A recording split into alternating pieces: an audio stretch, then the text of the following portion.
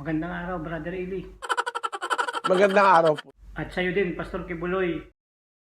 Pastor, balita ko, napa-stop mo daw yung lindol. Paano mo pala nagawa yun? Sinigawan ko yung lindol. Ha? Yun lang sinigawan mo? Sabi ko, lindol, stop! Stop! Talaga? Brother Eli, naniniwala ka ba sa sinasabi ni Pastor? Sinungaling talaga to. Brother, ba't mo naman nasabi yun? Bakit? May alam ka ba sa kanya? Mahilig magsabi ng hindi totoo. Pastor, hindi pala totoo yung mga sinasabi mo. Anong oras pala nangyari yun? Mga 11 siguro yun. Paano ka naman, Pastor, nakakasiguro na ganong oras? May witness ka ba? May witness, marami. Ano?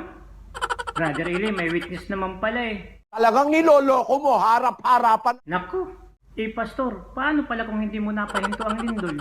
Mamamatay kayo. Kaya pasalamat kayo at ako nagpa-stop ng lindol. Delikado pala. Buti na lang. Narinig mo yung Brother Eli? Sana, mamatay na lang ako. Teka muna. Maiba muna tayo ng usapan. Okay lang ba sa'yo, Pastor?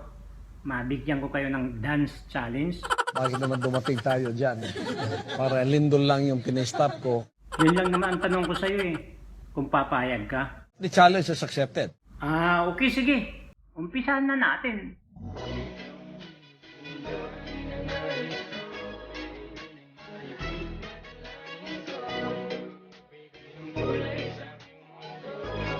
Yun, ayos yung moves ni Pastor ah.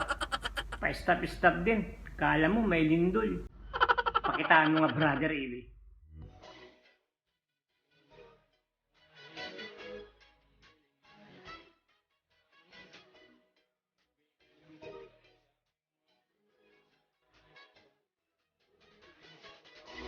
Yun, grabe pala yung mga moves mo, brother. Ano ngayon ang masasabi mo, Pastor? Okay? Hindi ako magsasalita. Naku, delikado. Pusot ka uli, Kibuloy. Brother, parang galit ata sa'yo si Pastor.